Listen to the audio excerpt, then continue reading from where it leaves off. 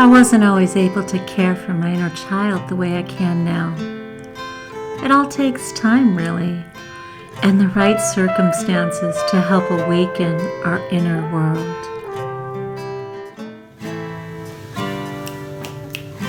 Let's get going.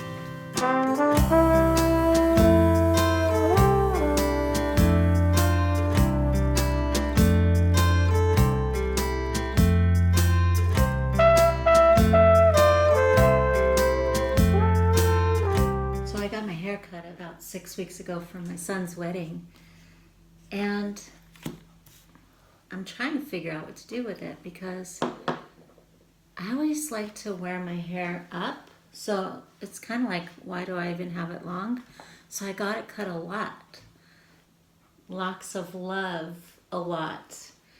And so I'm trying out scarves because I'm thinking that's the next thing, right? Like, let's do scarves. But I think there might be specific hair scarves. I'm not sure. So I'm going to check into that, see if there is. But for now, what I did was I rated my box of scarves that I have that I don't get into very often. I don't need them a lot in California. But this is a scarf that I think you're supposed to wear around your neck. So I doubled it up, I put a knot, and then I tied it in the back.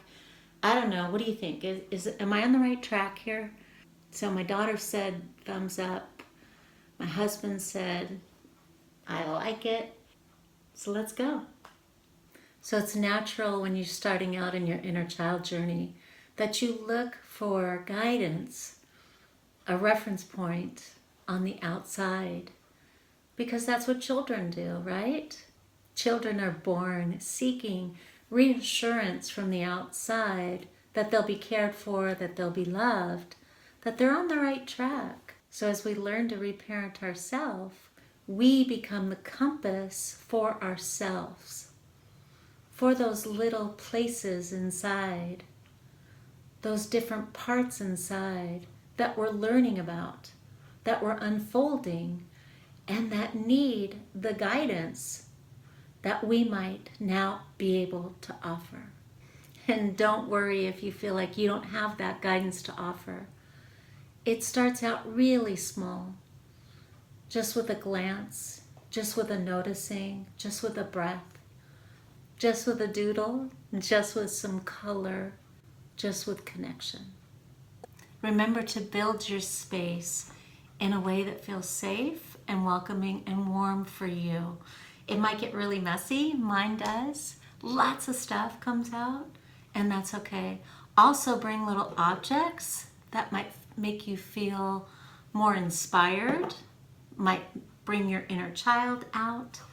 This is a new one that I found, a little clay feature, like even has a little, allow whatever calls for you to come forward as we doodle to connect. And don't forget to like and subscribe. If this video is helping you, there'll be more.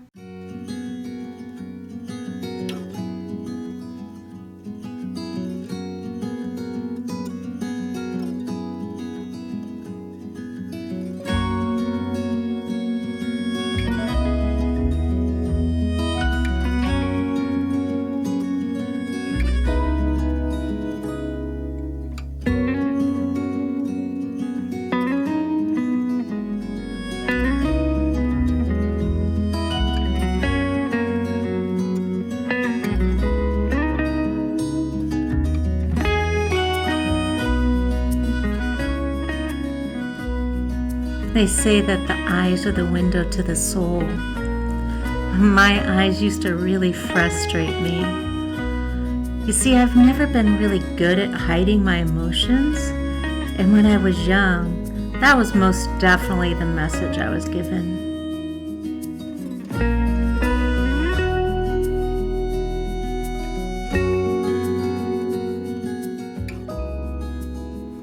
Now I learn to really admire the wisdom of the eyes and how you can peer into someone's heart and soul through the eyes. And when someone has the courage and the bravery to hold a gaze, even when it's really vulnerable and hard. I just feel so honored.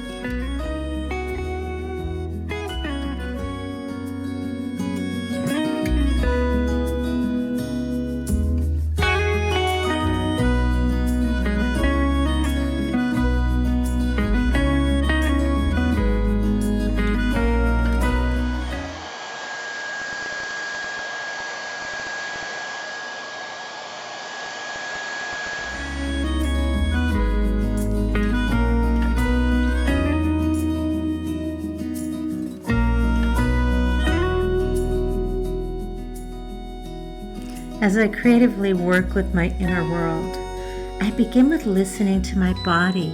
What am I sensing from within? Today, my heart was resonating with more vibrancy, so I allow my art to follow suit.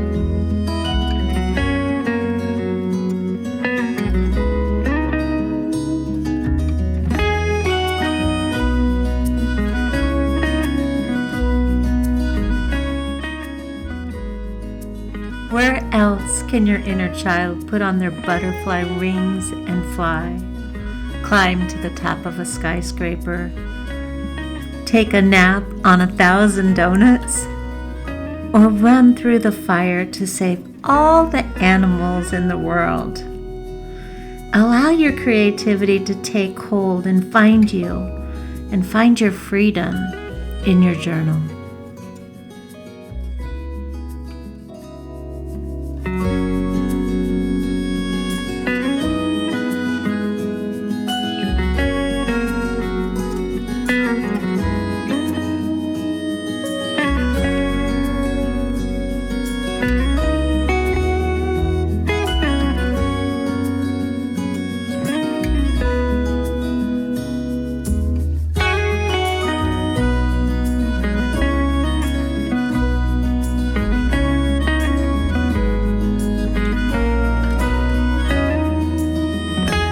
When you feel that twinge within, it's your inner world calling to you.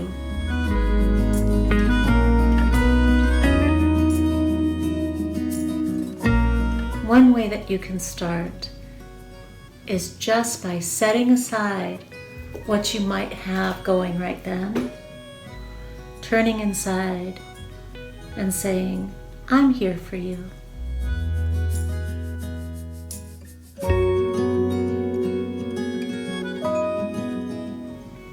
You have my full attention. How can I help?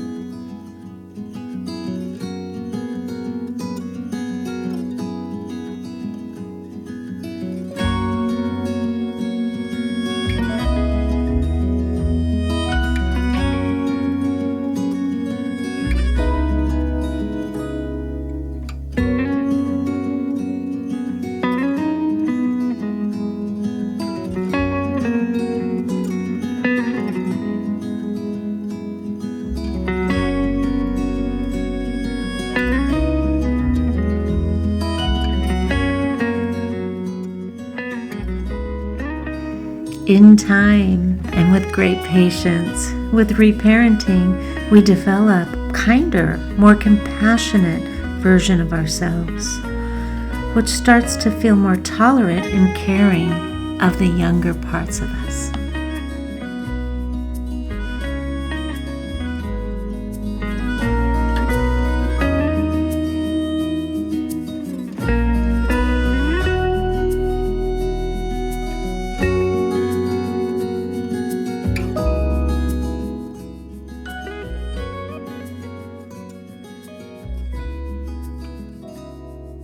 This developing part of us may take on the archetype of caretaker, an inner parent such as a mother or a father, a protector, an angel, or a guardian.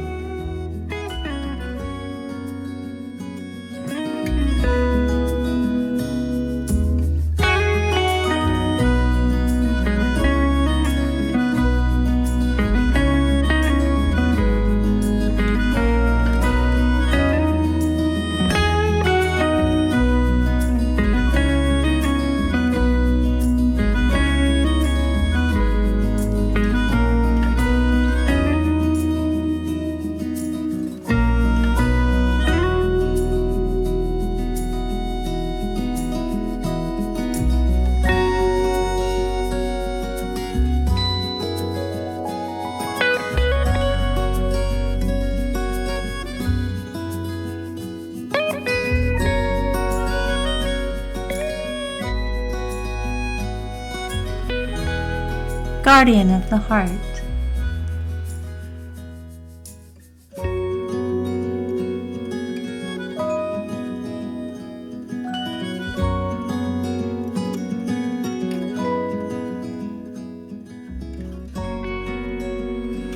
Little one, you are kind.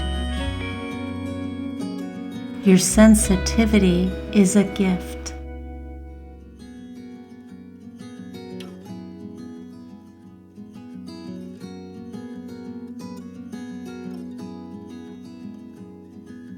There's always time for all of your friends.